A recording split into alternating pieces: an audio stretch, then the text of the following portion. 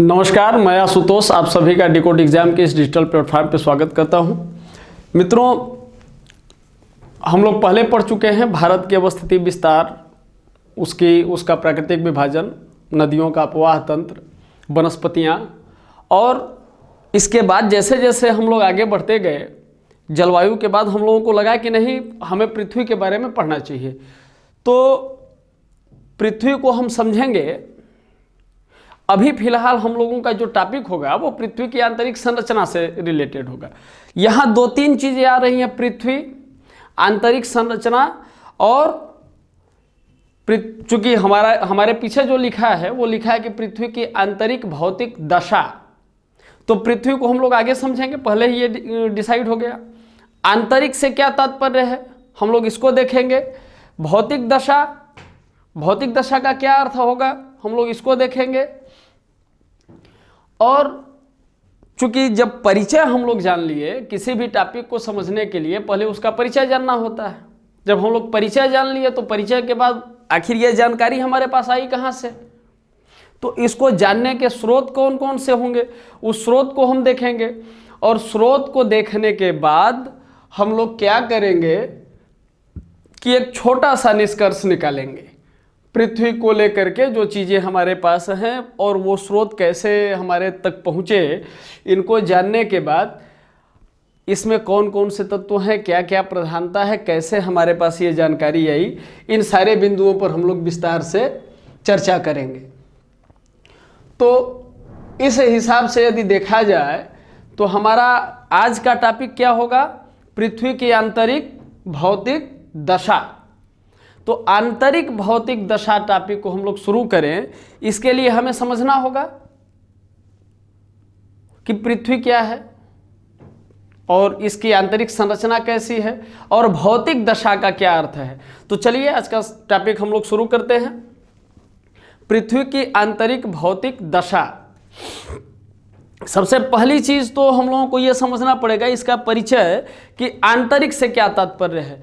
तो आंतरिक का तात्पर्य यह है कि जैसे हम लोगों को हमारे पास जानकारी है, हम लोग ये जानते हैं कि पृथ्वी के इस तरीके से यदि हम देखें तो ये सतह हो गया और ये केंद्र हो गया।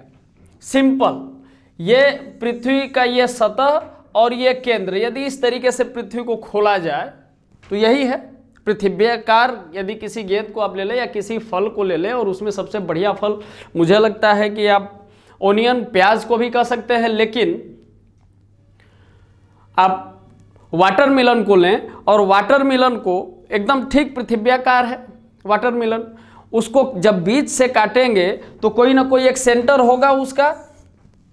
तो आंतरिक से तात्पर्य यह है कि यहाँ सतह से लेकर के यहाँ केंद्र तक के बीच, ये आंतरिक की स्थिति स्पष्ट हो गई। भौतिक दशा का क्या मतलब हुआ, चूंकि यहाँ हम लोग फिजिक्स में नहीं जाएंगे, लेकिन एक विषय भले साइंस स्ट्रीम रहा हो न रहा हो, लेकिन फिजिक्स हम लोग किसी न किसी रूप में पढ़े हैं। तो फिजिक्स की जो बेसिक चीजें हैं वो क्या है कि इसका घनत्व क्या है, टेम्परेचर, दबाव और पदार्थों की जो अवस्था है, इसको हम लोग भौतिक दशा में देखेंगे। तो इस तरह से हमारे टॉपिक का परिचय निकल करके क्या आया, हमारे पास जानकारी क्या है, कम से कम पढ़ना क्या है, ये क्लियर हुआ कि हमें सतह से लेकर के केंद्र तक के बीच, सतह से लेकर केंद्र तक के बीच विभिन्न स्थानों पर ताप, घनत्व, दाब और पदार्थों की जो अवस्था है उसके बारे में हम लोग जानेंगे। यह हमारा परिचय हो गया। अब परिचय के बाद एक दूसरा प्रश्न ये आएगा हमारे आपके सामने कि हम क्यों पढ़ें, हम क्यों पढ़ें, इसका उपयोग क्या है। तो उपयोग मैं आपके लिए प्रेषित करता हूं, लेकिन हम क्यों पढ़ें, तो हमको इसलिए पढ़ना होगा क्योंकि सतह पर जो भी भूभौतिकी घटनाएं होती है, भू आकृतिक परिवर्तन होता है या जो कुछ भी होता है, वो कहाँ से शुरू होता है, पृथ्वी की आंतरिक हलचल या घटनाओं के कारण दृश्यमान होते हैं। तो ये भूभौतिकी घटनाएं या परिवर्तन कैसे होता है, यदि भूकंप आता है, ज्वालामुखीयता होती है, तो ये कहां से शुरू होता है, सुनामी हो गया। ये कैसे शुरू हुआ? ये पृथ्वी की आंतरिक हलचल के कारण सतह पर जो भूभौतिकी घटनाएं होती हैं उसे हम, और ये घटनाएं हिंदी में बड़ा सुंदर शब्द है दृश्यमान, ये दृश्यमान होती हैं, ये हमें देखने को मिलती हैं। इसलिए हम लोगों को पृथ्वी के केंद्र से सतह तक इसकी जो आंतरिक संरचना है उसका अध्ययन करना चाहिए। देखिए कभी कभी आप बहुत सारी किताबों में देखें, किसी किताब में 6370 किलोमीटर केंद्र से सतह तक की दूरी के बारे में बताया गया है, किसी किताब में 6371 किलोमीटर की दूरी के बारे में बताया गया है। हम लोग मानक लेकर के चलेंगे 6370 किलोमीटर, जो नई वाली एनसीईआरटी आई है उसमें भी यही दिया हुआ है। तो इस तरह से अब एक बार फिर हम लोग देख लें कि हमारा परिचय क्या निकल कर के आया। आज के टॉपिक को हम क्या समझेंगे, तो पृथ्वी के केंद्र से सतह तक लगभग 6370 किलोमीटर तक के घनत्व, ताप, दाब और पदार्थों की विभिन्न अवस्था का अध्ययन करेंगे। क्यों करेंगे? तो भूभौतिकी घटनाएं जो पृथ्वी की आंतरिक हलचल का परिणाम है, ये हमें दृश्यमान होती है। ये क्लियर हो गया। अब जानने के स्रोत क्या क्या होंगे इसके, अब जानने के स्रोत हमें पढ़ना चाहिए। तो जानने के स्रोत को हम लोग 2-3 भागों में बांट करके देखेंगे। सबसे पहले प्रत्यक्ष स्रोत क्या है, अप्रत्यक्ष स्रोत क्या है, और सूक्ष्म वैज्ञानिक निरीक्षण विधि को हम लोग देखेंगे। तो सबसे पहले हम लोग प्रत्यक्ष स्रोत देखेंगे। प्रत्यक्ष का मतलब जो डायरेक्ट अप्रोच। देखिए बेसिकली क्या है कि किसी भी टॉपिक को स्टार्ट हम लोग करें तो उसके कुछ बेसिक्स होते हैं, अप्रोच सिनॉप्सिस होते हैं, उसको हमें समझना होगा। यदि बेसिक्स हमारा डिस्टर्ब हो जाएगा तो सारा खेल बिगड़ जाएगा। तो बेसिक्स को हमें समझना है। तो इस बेसिक्स में जब ये प्रत्यक्ष, अप्रत्यक्ष और सूक्ष्म वैज्ञानिक विधियों को हम लोग बढ़िया से देखेंगे। प्रत्यक्ष विधि में क्या है कि सबसे पहले खनन। भाई आप धरती कि आंतरिक संरचना को प्रत्यक्ष रूप से तब देखेंगे ना जब उसके अंदर आप जाएंगे। तो खनन हुआ, और खनन का क्षेत्र जो है धरती के अंदर लगभग 4 किलोमीटर खनन हुआ। साउथ अफ्रीका में गोल्ड माइन में 4 किलोमीटर तक ये प्रत्यक्ष है। लेकिन जहां 6370 किलोमीटर की बात हो रही है वहां 4 किलोमीटर से क्या हो सकता है। लेकिन फिर भी हमें कुछ एक आइडिया मिला। ठीक है, अभी देखिए, अभी हम लोग इस पर कोई बात नहीं कर रहे हैं कि इसको कितने भागों में बांटा गया। एक लाइन में हम लोग इसका निष्कर्ष निकालेंगे, कितने भागों में बांटा गया, उसका कारण क्या है और विभिन्न अवस्था क्या है, ये हम लोग परिचय में पहले ही जान चुके हैं। ठीक है, अब दूसरा आ गया खनन। खनन के बाद वेधन। तो वेधन में डीप ओशियन, आर्कटिक में जो एक क्षेत्र है कोल, यहां डीप ओशियन ड्रिल, तो इसको हम लोग वेधन कहेंगे। परिवेधन भी कहते हैं, जो डीप ओशियन जो ड्रिलिंग होती है उसको। तो कोल एक जगह है, वहां लगभग 12 किलोमीटर तक की ड्रिलिंग हुई। लेकिन फिर वही बात आ गई कि जहां 6370 किलोमीटर, अनुमान आप लगा सकते हैं कि कितनी लंबी दूरी होगी, एक लंबा गैप है, 6000 की बात है, वहां 12 किलोमीटर। तो जाहिर सी बात है कि हम यहाँ सारी चीज़ों पर फोकस नहीं कर पाएंगे, एक अनुमान लगाया जा सकता है। अब तीसरी बात आएगी उल्का पिंड और अन्य ग्रहों का अध्ययन।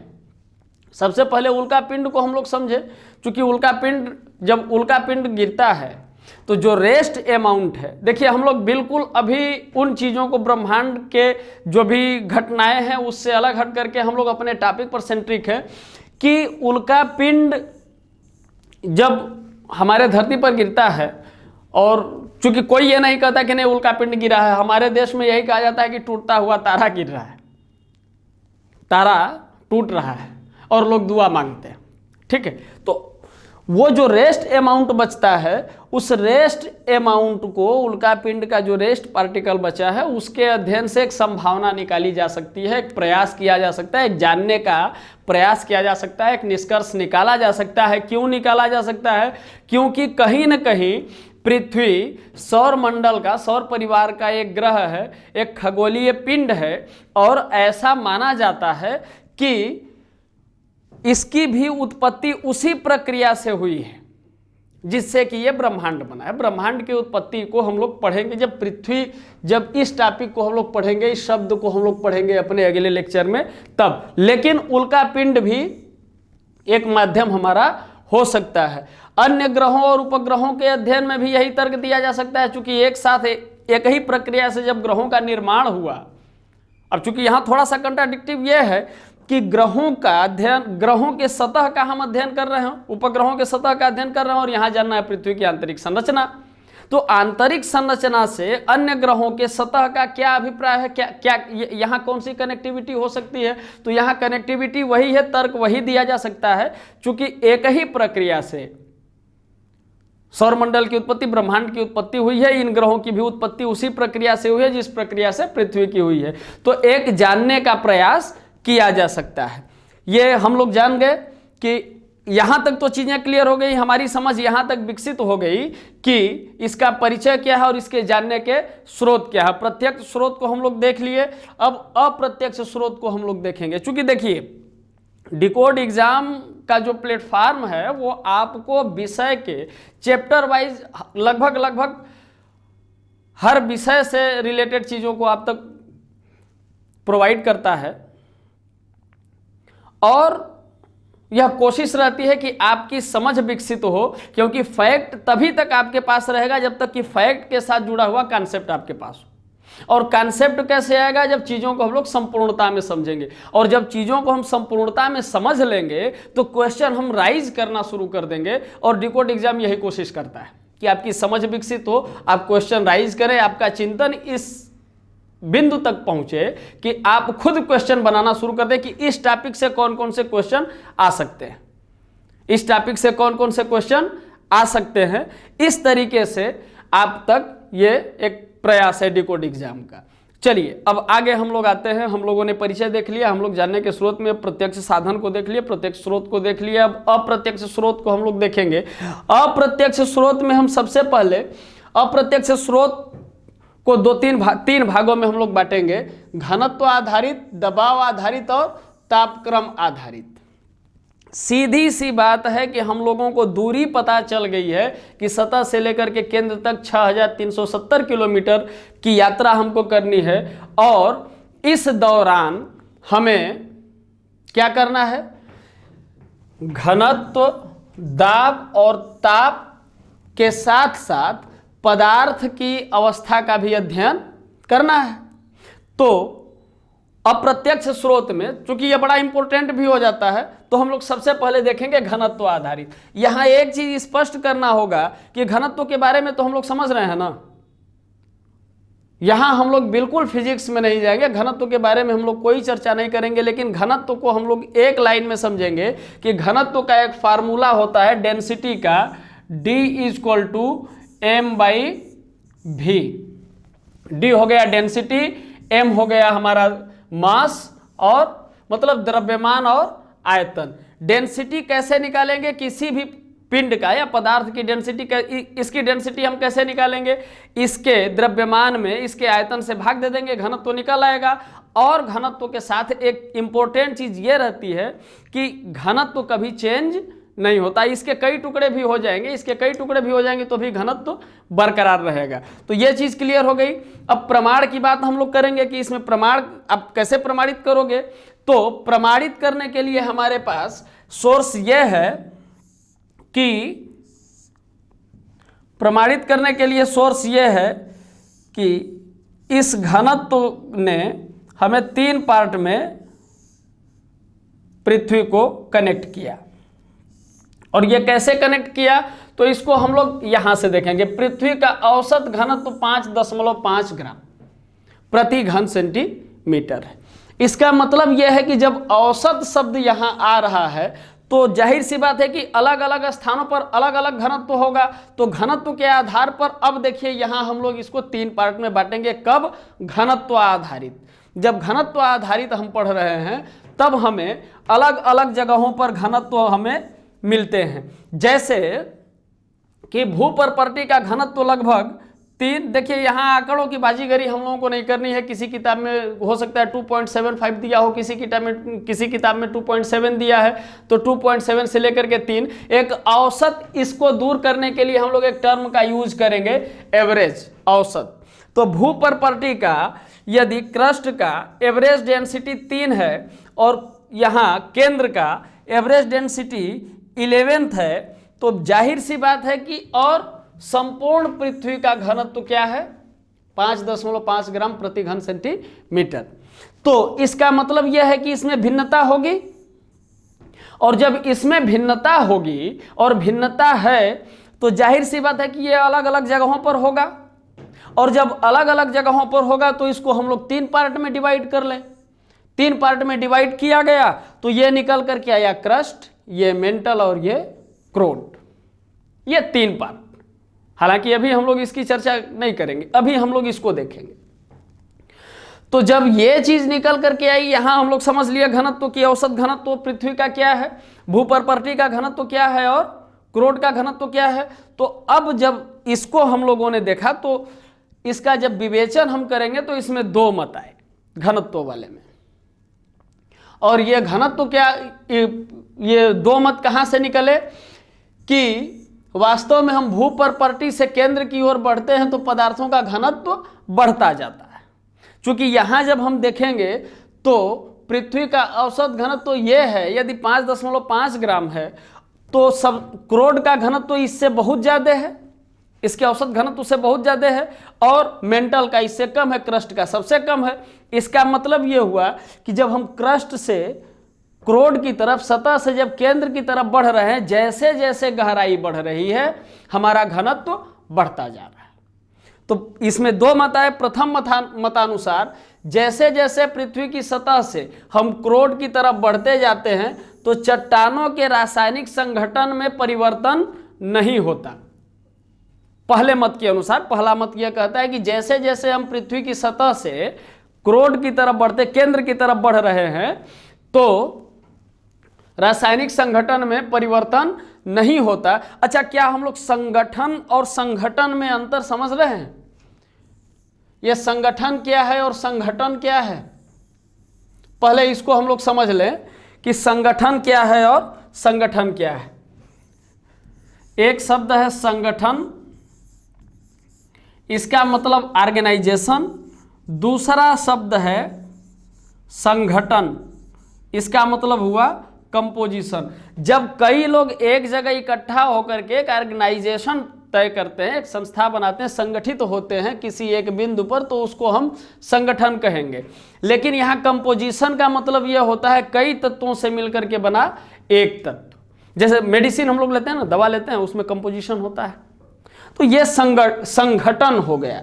तो हम लोगों को इसी संगठन को पढ़ना है। तो यहाँ जो केमिकल कंपोजिशन है, इनके पहले मत के अनुसार कि जैसे जैसे हम सतह से केंद्र की तरफ बढ़ते जाते हैं, गहराई बढ़ती जाती है, तो रासायनिक संगठन में परिवर्तन नहीं होता। जब परिवर्तन नहीं होता तो क्या होगा, ऐसी दशा में गहराई में वृद्धि के साथ साथ दाब में समान रूप से वृद्धि होगी। अब देखिए है क्या कि मान लीजिए एक इसी तरीके के हम कई चीज़ों को ले लें, इसका घनत्व तो एक है, रासायनिक संगठन में परिवर्तन नहीं हो रहा है, तो इसको एक के ऊपर एक हम रखते जाएं तो जितना इसका दाब होगा उतना ही दाब इसके साथ एक अन्य चीज़ का भी होगा जो सेम कंडीशन हो। तो यदि मान लीजिए डस्ट हो, हम इसी को उठा करके रख दें तो क्या होगा, दाब समान रूप से होगा। चूंकि रासायनिक संगठन में कोई परिवर्तन नहीं है, तो जैसे जैसे गहराई बढ़ेगी दाब समान रूप से बढ़ेगा। चूंकि दाब घनत्व के समानुपाती होता है, अतः चूंकि दाब और घनत्व एक दूसरे के समानुपाती है, प्रेशर और डेंसिटी समानुपाती है, अतः जैसे जैसे गहराई बढ़ेगी घनत्व बढ़ता जाएगा। लेकिन इन्होंने एक बड़ी गलती कर दी। वो बड़ी गलती क्या की, तो यहाँ आलोचना की गई कि इन्होंने कहा कि चट्टानों का रासायनिक संगठन परिवर्तित नहीं होता। क्या ये सही बात है? यदि ये बात होती तो साउथ अफ्रीका में जिस गहराई पर सोना मिलता है, गोल्ड मिलता है, हमारे यहाँ भी उसी गहराई पर मिलता। ठीक है, तो इसका मतलब यह है कि कहीं ना कहीं यह परिवर्तन होता है। अच्छा, दूसरी चीज यह है, चूंकि दूसरी आलोचना इनका क्या है कि वृद्धि एक समान दाब में समान रूप से वृद्धि होगी, क्योंकि रासायनिक संघटन में परिवर्तन नहीं होता। लेकिन चूंकि प्रत्येक पदार्थ की एक प्रत्यास्थ सीमा होती है।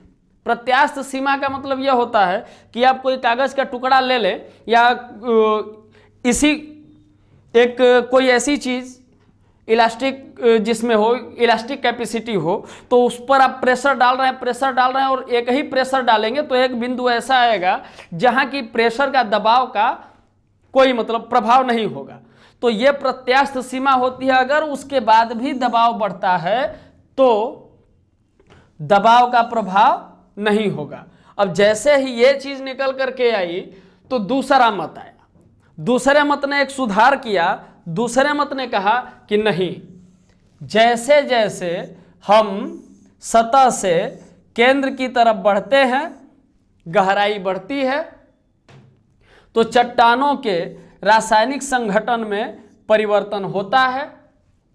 बात सही है, परिवर्तन होता है। और जैसे ही इन्होंने इसको करेक्ट किया कि रासायनिक संघटन में परिवर्तन होता है, तो दो चीजें निकल करके आई। जब रासायनिक संघटन में परिवर्तन हुआ तो दो चीजें निकल करके कहाँ आई कि जहां अपेक्षाकृत, इन्होंने कहा कि जहां अपेक्षाकृत ऊपरी परतों में हल्की चट्टानें, क्यों हल्की चट्टानें? क्योंकि डेंसिटी वहां कम है। हल्की चट्टानें वही निचली परतों में भारी चट्टानें पाई जाती हैं। ये तो ठीक है। अब चूंकि ऐसी दशा में जब इसको हम लोग और थोड़ा सा विवेचन करें तो ऐसी दशा में जैसे जैसे गहराई बढ़ेगी तो अब दबाव समान रूप से बढ़ेगा कि असमान बढ़ेगा? तो निश्चित रूप से दाब जो है असमान रूप से दाब में वृद्धि होगी। और परिणाम क्या होगा कि जैसे जैसे दाब बढ़ेगा घनत्व बढ़ता जाएगा, क्योंकि दाब और घनत्व समानुपाती संबंध रखते हैं। अब इसके बाद ये तो क्लियर हो गया, मतलब यहां से एक चीज निकल, घनत्व को हम लोग पढ़े तो एक चीज निकल करके आई कि ऊपर परतें हल्की और नीचे ठोस हैं, इसलिए इनका घनत्व जैसे जैसे हम केंद्र से सतह की ओर बढ़ते जाते हैं वैसे वैसे घनत्व बढ़ता जाता है। असमान वृद्धि होती है दाब में और इसका परिणाम यह होता है कि घनत्व बढ़ता जाता है और चट्टानें ठोस अवस्था में पाई जाती हैं। लेकिन अब ताप आधारित क्या है? देखिए यहां से कई क्वेश्चन भी आते हैं, उसको आप लोगों को समझना होगा। अब चूंकि पृथ्वी के ताप आधारित क्या कहता है कि पृथ्वी के आंतरिक भाग में जैसे जैसे सतह से केंद्र की ओर जाते हैं ताप बढ़ता जाता है। इन्होंने कहा कि जैसे जैसे हम सतह से यहां इस केंद्र की तरफ बढ़ते हैं तो ताप बढ़ता जाता है। लेकिन चूंकि ऊपरी भागों में ताप वृद्धि दर अधिक होती है, ताप बढ़ेगा नीचे, लेकिन जो रेट है वो ऊपरी भागों में ज्यादा होता है। ऐसा क्यों होता है? तो चूंकि यहां रेडियोधर्मी पदार्थों की उपलब्धता अधिक होती है। इसका प्रमुख कारण क्या है कि ऊपरी भाग में जो ताप की वृद्धि दर होती है उसका प्रमुख कारण क्या है कि रेडियोधर्मों की उपलब्धता यहां इसका प्रमुख कारण है। निचले भाग में ताप वृद्धि दर कम होती है। अब बात आती है कि इसका औसत वृद्धि दर क्या है? तो इसका औसत वृद्धि दर 32 मीटर प्रति 32 मीटर पर 1 सेंटीग्रेड इसका तापक्रम बढ़ता है। यह एक बड़ा इंपॉर्टेंट भी है और शायद ये चीज पूछा भी गया था कि जब हम लोग सतह से केंद्र की तरफ बढ़ते हैं तो प्रति 32 मीटर तापक्रम कितना बढ़ता है? तो प्रति 32 मीटर 1 डिग्री सेंटीग्रेड हमारा तापक्रम बढ़ता है। और इसके बाद तापक्रम बढ़ने का और क्या है कि प्रथम 100 किलोमीटर की गहराई में 12 डिग्री सेंटीग्रेड, जब हम लोग प्रथम 100 किलोमीटर जाते हैं तो 12 डिग्री सेंटीग्रेड, और उसके बाद 300 किलोमीटर की गहराई में 2 डिग्री सेंटीग्रेड प्रति किलोमीटर की गहराई ये तापक्रम हमारा बढ़ता है। और इसके पश्चात 300 किलोमीटर के पश्चात 1 डिग्री सेंटीग्रेड प्रति किलोमीटर इसकी तापक्रम में वृद्धि होती है, ये इसका वृद्धि दर है। इस गणना के अनुसार यदि हम देखें तो पृथ्वी के केंद्र का तापमान कितना होता है, बहुत ज़्यादा हो जाएगा, लगभग 2000 डिग्री सेंटीग्रेड होगा। और चूंकि अत्यधिक ताप है, तो जब अत्यधिक ताप होगा तो इसका प्रभाव क्या होगा कि चट्टानें हमें पिघली हुई अवस्था में मिलेंगी, जैसे ज्वालामुखीयता। इन्होंने प्रमाण दिया कि ज्वालामुखी में जो पिघली हुई चट्टानें निकलती हैं, ये अत्यधिक तापक्रम का परिणाम है।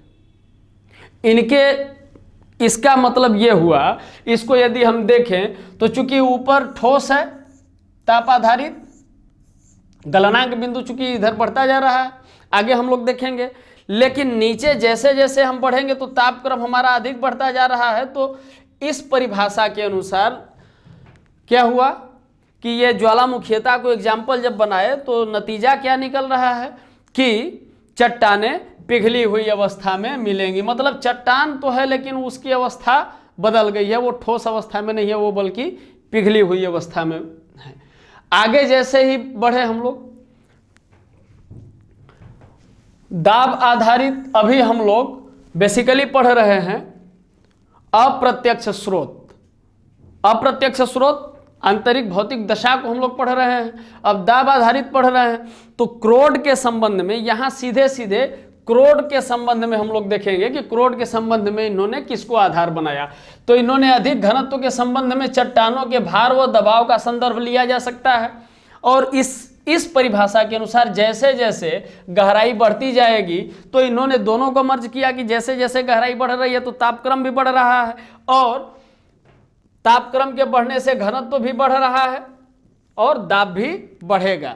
तो ये तीन चीजें जब हम देखें कि जैसे जैसे गहराई बढ़ रही है तो दाब भी बढ़ रहा है, दाब के बढ़ने से घनत्व भी बढ़ रहा है और गहराई के बढ़ने से तापक्रम भी बढ़ रहा है, तो निष्कर्ष क्या है कि सतह से केंद्र की ओर बढ़ते जाने पर ताप बढ़ता है और दबाव भी बढ़ता जाएगा, और दबाव में वृद्धि के कारण गलनांक बिंदु तो हम लोग समझ रहे हैं, गलनांक बिंदु भी बढ़ता जाएगा। अतः संभव है कि आंतरिक भाग में चट्टानें ठोस रह सके, जैसे आंतरिक क्रोड।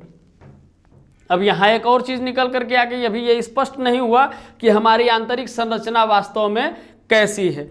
तो अब चूंकि यह अप्रत्यक्ष स्रोत हम लोग देखें तो अभी तक ये स्पष्ट नहीं हो सका, कहीं ये हुआ कि नहीं चट्टानें ही हैं, कहीं ये हुआ कि पिघली हुई अवस्था में है, और किसी परिभाषा में यह सिद्ध हुआ कि चूंकि गहराई जब बढ़ रही है तो तापक्रम बढ़ रहा है, दबाव बढ़ रहा है और उसके कारण घनत्व भी बढ़ रहा है। और चूंकि हर पदार्थ की एक प्रत्यास्थ सीमा होती है, उसके बाद भी यदि दबाव बढ़ता है तो वो क्या होगा कि प्रभाव नहीं होगा। तो संभव है कि वो आंतरिक भाग में चट्टानें ठोस रह सकें, और इन्होंने उसका प्रमाण दिया कि आंतरिक क्रोड। ठीक है, लेकिन जैसे ही हम सूक्ष्म वैज्ञानिक विधि का अध्ययन करेंगे तो हम जानते हैं कि भूकंप, चूंकि भूकंप हमारा विषय नहीं है, अभी ये टॉपिक में भूकंप नहीं है, लेकिन भूकंप विधि को हम लोग जानेंगे कि भूकंप विधि किस तरह से हमें पृथ्वी की आंतरिक भौतिक दशा को समझने में मदद करती है। चूंकि भूकंप को, जब भी भूकंप आता है तो उसका अंकन हम किस पर करते हैं, सिस्मोग्राफी यंत्र पे करते हैं। तो यह सिस्मोग्राफ यंत्र पर इसके अंकन द्वारा निष्कर्ष निकाला जाता है। और यह कैसे होता है, तो यह वेव के द्वारा, तरंगों के द्वारा होता है। और चूंकि एक चीज हमें समझना होगा, सीधे सीधे बिल्कुल इसको समझने से पहले 2 मिनट हम लोग बात करेंगे, वो क्या है कि ये तरंग जो है ये ऊर्जा का एक रूप है, एनर्जी। और एक चीज ये है कि एनर्जी के बारे में ये कहा जाता है, और चूंकि साइंटिफिक है ये बिल्कुल, कि एनर्जी न तो पैदा की जा सकती है, न तो उत्पन्न होती है, न तो इसको नष्ट किया जा सकता है। ये ट्रांसफर होती है, ये रूपांतरित होती है। ये हम लोग समझ गए तरंगों के विषय में। अब देखिए, चूंकि अभी आप बोलें, मान लीजिए शहर है, आप यहाँ बोले तो हो सकता है कि 100 मीटर दूर आपकी आवाज़ सुनाई दे। गांव आप लोग देखे होंगे, है ना, गांव में रात के समय यदि आप बोलते हैं छत पे खड़ा होकर के या कहीं खड़ा होकर के, तो वहाँ से आवाज़ हो सकती है आपकी दूर तक जाए, 1 आध किलोमीटर, यदि ज़्यादा तेज आवाज़ है तो 1 आध किलोमीटर आपकी आवाज़ जाएगी। लेकिन क्या ये पॉसिबल है कि आप वहाँ से बोलें और दिल्ली में बैठा है आपका व्यक्ति सुन ले, आपका कोई आदमी सुन ले कि आप उसको बुला रहे हैं किसी नाम लेकर के? ये पॉसिबल नहीं है। अभी आप वहाँ से बोलें और हम सुन लें, ये पॉसिबल नहीं है। लेकिन ये पॉसिबल है। जैसे ही आप डिकोड एग्जाम के चैनल के मोबाइल नंबर पर आप फ़ोन करिएगा और आप वहाँ बहुत धीरे से, चिल्लाने की कोई ज़रूरत नहीं, बड़े आराम से बहुत धीरे से आप बोलिएगा, हम सुनेंगे। ये कैसे ट्रांसफ़र हुआ आपकी आवाज़ हम तक पहुँची? ये कैसे पहुँची? ये कैसे पहुँची? ये एक तरंग के माध्यम से पहुँची। और चूंकि तरंगों के चलने के लिए कोई माध्यम चाहिए, हम बोल रहे हैं, आप सुन रहे हैं, ये तरंगे आप तक यदि पहुँच रही हैं तो जाहिर सी बात है कि इसमें माध्यम है वायुमंडल। यदि ये वायुमंडल ना हो, ठीक है, तो जैसे ही ये वायुमंडल नहीं होगा तो तरंगे भी नहीं पहुंचेंगी, तो ये माध्यम होता है। अब इसी आधार पर हम देख रहे हैं कि जो तरंगे हैं, चूंकि यहां अब तरंगों के विषय में हम लोग समझ गए, तो जैसे ही ये तरंगे, ये ऊर्जा उत्पन्न होती है तो ये आगे बढ़ेगी। ये आगे बढ़ेगी तो इसको हम लोग देखेंगे, चूंकि यहाँ स्पष्ट रूप से हम लोग केवल 2 ही तरंगों का अध्ययन करेंगे, प्राथमिक तरंगे और द्वितीयक तरंगे। चूंकि एक और तरंग है उसके विषय में अभी हम लोग अध्ययन नहीं करेंगे। अभी हमारे मतलब की यही इतनी चीजें हैं। पी तरंगे कौन है? ऐसी वो, इसे प्राथमिक तरंग कहा जाता है, इसको हम लोग पी तरंगों के नाम से जानेंगे। ऐसी तरंगे जो अपने अधिकेंद्र पर उत्पन्न होने के बाद सबसे पहले पहुंचती हैं वो पी तरंगे कहलाएंगी, और जो बाद में पहुंचती है वो एस तरंग कहलाएगी। पी तरंग की क्वालिटी क्या है कि ये ध्वनि तरंगों के अनुरूप होती है और इसकी गति घनत्व के साथ, किसी पदार्थ की, वो किसी अवस्था में हो, उसके घनत्व के अनुसार घटता है और बढ़ता है। घनत्व डेंसिटी ज़्यादा होगी तो इसकी गति बढ़ जाएगी, डेंसिटी कम होगी तो इसकी गति कम हो जाएगी। लेकिन यस तरंगे जो द्वितीयक तरंगे हैं, इन तरंगों की पहले हम लोग खासियत जैसे ही समझेंगे ये चीज़ हमारे लिए आसान हो जाएगा, बिल्कुल आसान हो जाएगा, एकदम आसानी से हम लोग समझेंगे। तो द्वितीयक तरंगे क्या है कि ये गति की दिशा के प्रति समकोण तरंगे बनाती हैं, और ये तरंगे पृथ्वी के भीतर अधिक गहराई तक तो जाती हैं, लेकिन ये तरंगे द्रव पदार्थों में संचरण नहीं करती। तो इनका संचरण कहाँ होता है? ये चूंकि हिंदी में एक शब्द है विलुप्त तो हो जाती हैं, तो इसके विलोपन को हम लोग न देख करके ये कहेंगे कि यहाँ ये संचरण नहीं करती, इसका मतलब डिसकंटिन्यूटी होता है। तो अभी हम लोग तरंगों की गति को देखेंगे कि पी तरंगे ठोस और द्रव दोनों में संचरण कर रही है और घनत्व के आधार पर इसकी गति निर्भर करती है। लेकिन यस तरंगे क्या करती हैं कि ये लोप हो जाती है, विलुप्त हो जाती है, डिसकंटिन्यूटी है। इस आधार पर हम देखेंगे, अब चूंकि यहाँ से ये इपिक सेंटर से इपी सेंटर से यदि तरंगे निकल रही हैं तो ऐसे निकली, और ये पी और यस तरंगे ये मेंटल में इनका संचरण हो रहा है, क्रस्ट में और मेंटल में इनका संचरण हुआ। लेकिन कुछ भाग ऐसा है जिसको कि भूकंप छाया क्षेत्र हम बोलते हैं, यहाँ यस तरंगे लोप हो गई।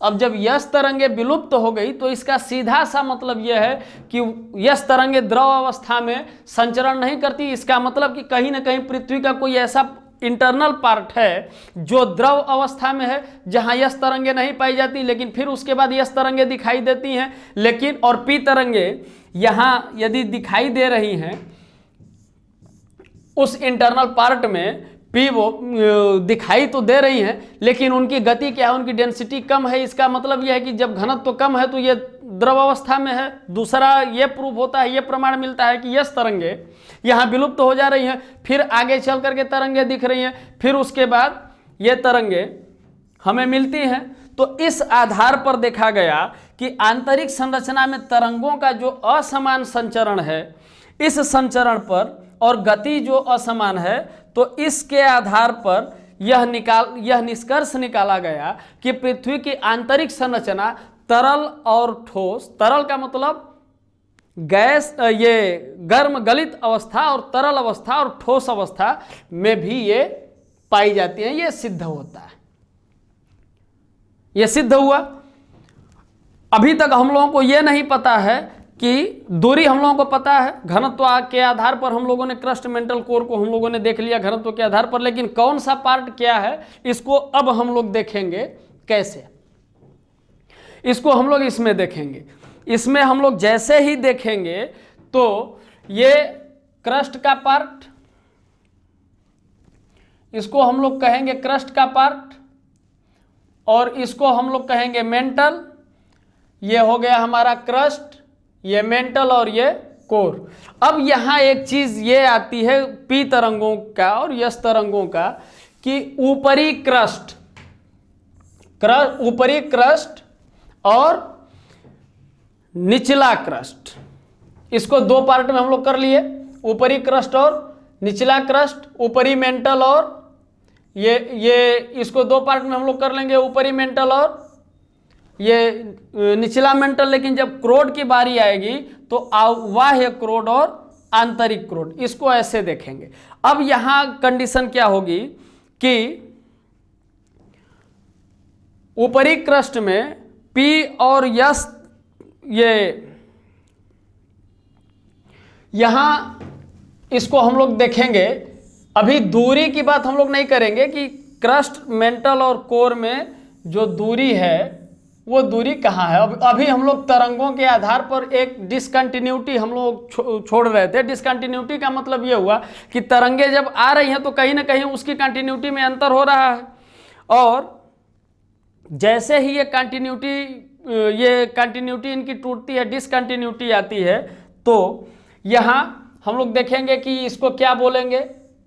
ये कोनार्ड असंबद्धता, दूसरा हम बोलेंगे मोहरोविक असंबद्धता। ये किस आधार पर बोलेंगे कि पी और एस तरंगों की संचरण गति तो है, दोनों तरंगे पाई जाती हैं, लेकिन और ये कहाँ है तो ये ऊपरी क्रस्ट के ऊपरी भाग और निचले भाग में पी और एस तरंगे पाई जाती हैं। इसका मतलब कि यहाँ ये ठोस अवस्था है लेकिन गति इनकी कम है। लेकिन जैसे ही निचले क्रस्ट में हम जाते हैं तो अब देखिए वहां से हमको कनेक्ट करना पड़ेगा कि ऊपर परतदार अपेक्षाकृत हल्की चट्टाने और नीचे ठोस चट्टाने। तो ऊपरी क्रस्ट में पी और एस तरंगों का संचरण तो हो रहा है लेकिन गति कम है, लेकिन निचले क्रस्ट में संचरण भी है और गति भी तीव्र है। इसका मतलब कि नीचे जो चट्टानों की अवस्था है उनका घनत्व तो ज़्यादा है। लेकिन जब हम मेंटल की बात करते हैं तो ऊपरी मेंटल का ऊपरा भाग और निचले मेंटल का ये निचला भाग, इसको हम लोग देखेंगे। इसको हम बोलेंगे कोनार्ड असंबद्धता, और इसके बाद जहाँ से क्रस्ट को हम डिवाइड करते हैं क्रस्ट और मेंटल को, ये आ जाएगा मोहरोविक असंबद्धता में। कुछ लोग इसको कहते हैं कि स्थेनोस्फेयर, आप याद रखें दुर्बलता मंडल, इसको याद रखना पड़ेगा। लेकिन अब ये ऊपरी क्रस्ट का ऊपरी हिस्सा और निचले क्रस्ट का निचला हिस्सा ध्यान रखेंगे। हमने पूरा ऊपरी मेंटल और निचला मेंटल नहीं बोला, ऊपरी मेंटल का ऊपरी भाग और निचले मेंटल का निचला भाग। यहाँ क्या है कि ऊपरी मेंटल में जब हम देखते हैं इस भाग में मोहरोविक असंबद्धता, जिसको दुर्बलता मंडल भी बोला जाता है, कि पी और एस दोनों तरंगे संचरित हो रही हैं लेकिन गति इनकी स्पीड क्या है, संचरण तो पी और एस दोनों का है लेकिन गति इनकी कम है। लेकिन जैसे ही हम, चूंकि ये क्या है भूकंपीय तरंगे घनत्व के आधार पर इनकी गति कम या ज़्यादा हो रही है, निचले मेंटल में इनकी पी और एस तरंगों की गति क्या होती है, तीव्र हो जाती है। पी और एस का संचरण तो हो रहा है, पी और एस का संचरण हो रहा है और गति जो है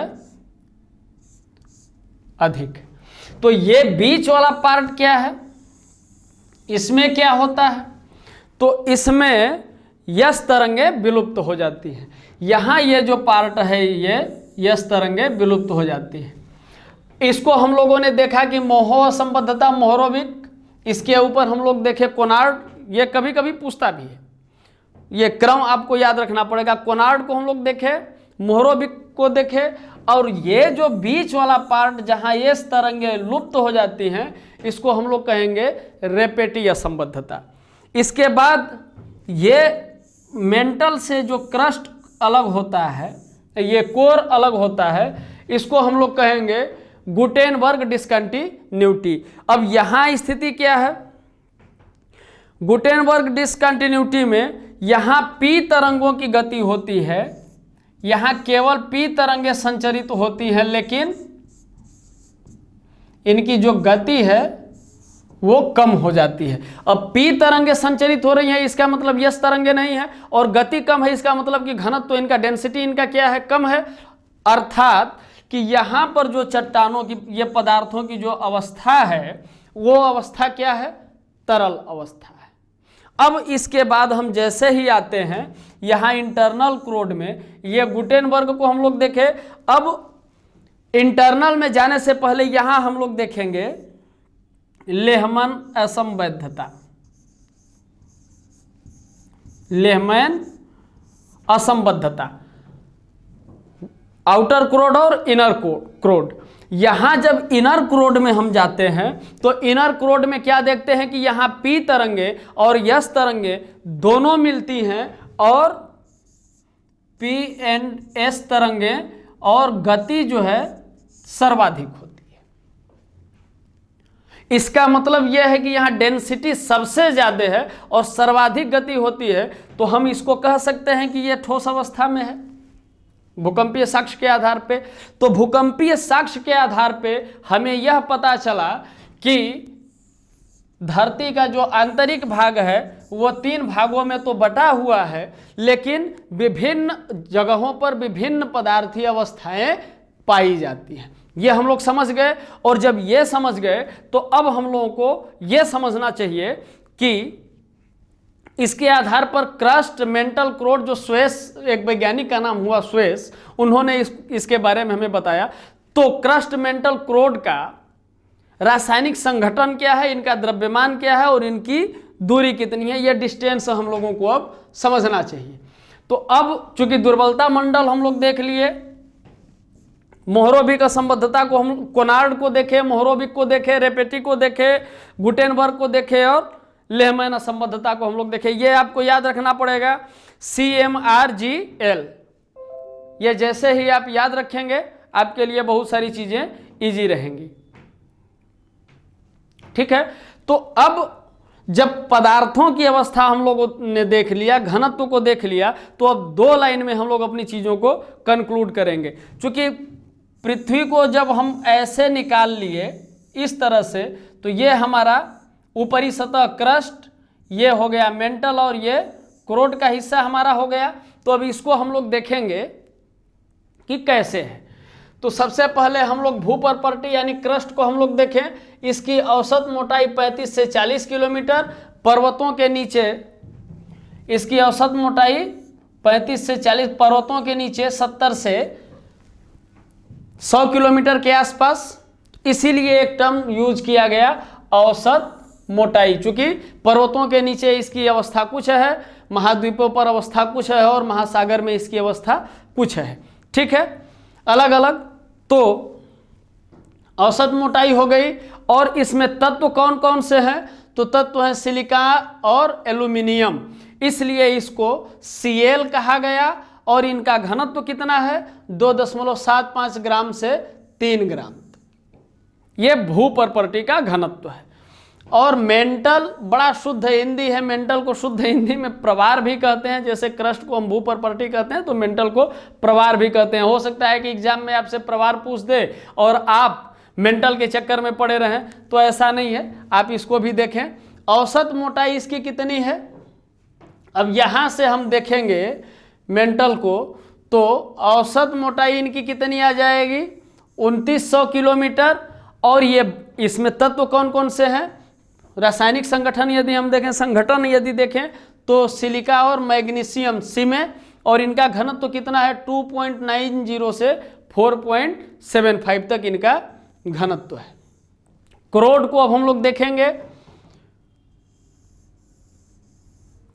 क्रोड 2900 से 6370 किलोमीटर, कहीं कहीं 71 भी आपको देखने को मिलेगा। और ये तत्व कौन कौन से हैं? निकिल और लोहा, इसलिए इसको निफे कहा गया। और इनका घनत्व सबसे ज़्यादा 11 ग्राम प्रति घन सेंटीमीटर। इस तरह से हम लोगों ने पृथ्वी की आंतरिक भौतिक दशा के बारे में विस्तार से हम लोग समझे। आज का क्लास आपको कैसा लगा हमें कमेंट करके जरूर बताइए। और इसके बाद जो हम लोगों के इंट्रोडक्शन में ही एक टॉपिक निकल करके आया पृथ्वी, तो पृथ्वी पर अब हम लोग आगे चर्चा करेंगे अपने अगले क्लास में। आज की कक्षा में हम लोग आंतरिक भौतिक दशा के जानने के स्रोत, परिचय, प्रत्यक्ष अप्रत्यक्ष और भूकंपीय साधनों के विषय में जो भी स्रोत है उसके विषय में हम लोग जाने। आज का क्लास आपको कैसा लगा हमें कमेंट करके ज़रूर बताइए। तब तक के लिए नमस्कार।